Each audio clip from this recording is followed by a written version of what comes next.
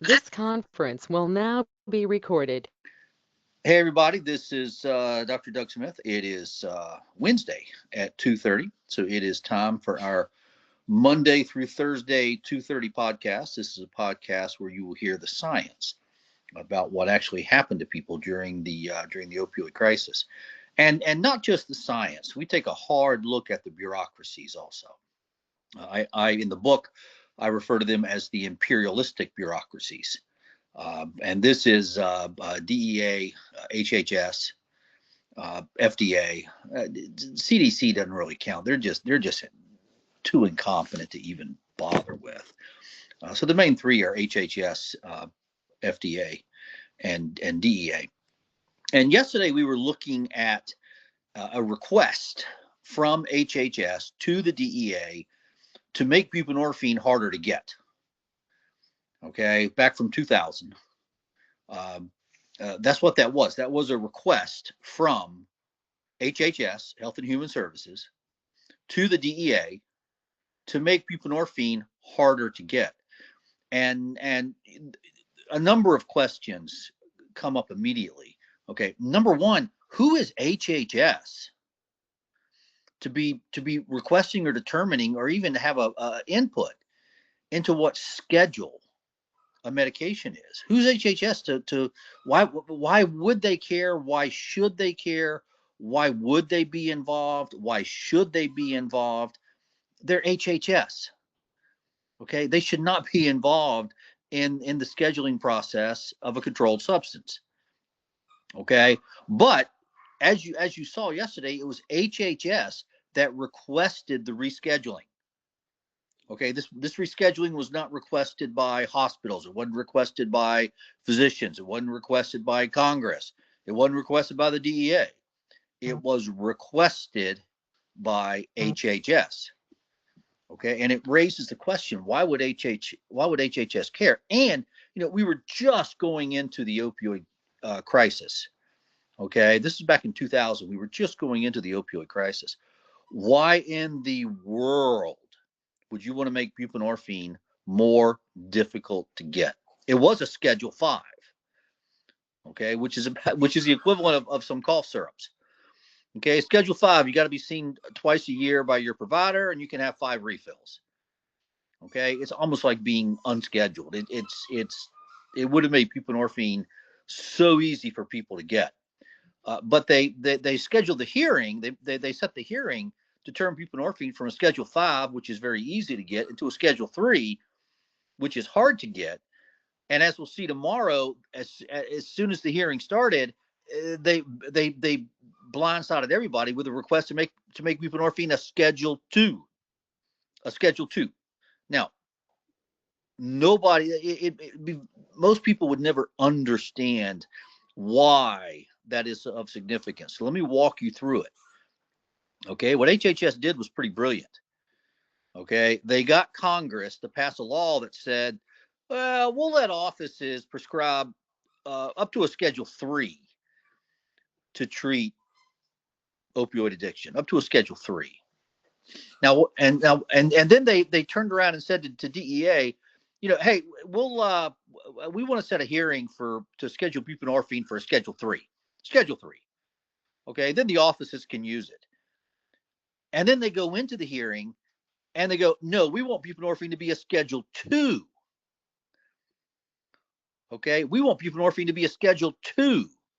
Now, what that would have meant was, as I said yesterday, nobody except the methadone clinics would have had the ability to use buprenorphine, which, as we said yesterday, if you wanted to be on buprenorphine, you'd have to get up in the morning and go into the opioid clinic every single day, 7 days a week, to get one dose of buprenorphine. Okay, and what I've got on the screen, what we have on the screen, and thank you, Alex, for putting this on the screen. Okay, and thank you, Alex, for everything that you do. Everybody, if you got 30 seconds of free time, please send Alex a thank you. Okay, he works nonstop, 7 days a week, tirelessly to help move everything forward so that we will get this treatment IND approved. We are gonna get your treatment and your buprenorphine free. Okay, we are gonna get this done. Okay. And Alex is making the point. Now, I listen to Alex's points very closely. I have a lot of respect for Alex, and I respect his opinion. And what Alex is saying is, and he's exactly right. Hey, at that point, it's easier to stay on fentanyl. Okay, it's easier to stay on heroin. Okay, if you got to get up and go to the methadone clinic every single morning and pay $18, that's what it was. It was $18, and pay $18 a day for one dose of buprenorphine. It's just easier to stay on heroin and stay on fentanyl. Okay, and he's right, as he always is. He's right. He's right. But they didn't care. That's the point. They didn't care. They didn't care. Okay, and the reason they didn't care is on the screen right in front of you. Alex is now making the point. It's not a lot of fun to stand in line when you're feeling sick. Yeah, they didn't care. They didn't care, Alex. They didn't care. They didn't care. Okay, what did they care about? Okay, let me read this. Okay, we're going to run out of time here, and people, if people don't like it when we run over, it's like the sermon at church. No, you don't run over. Church is over in an hour. You start at 11 a.m. You're over at 12, not 12:01. So let me read this before we run out of time here. Placement of buprenorphine in Schedule 3 to make it available for office-based care will have a significant impact on opioid treatment programs. The DEA is required to analyze this issue and follow the mandate of the Regulatory Flexibility Act. Now, there's a lot of mumbo jumbo there. Okay, let me break it down for you. Okay, opioid treatment program. Okay, that's what HHS calls a methadone clinic.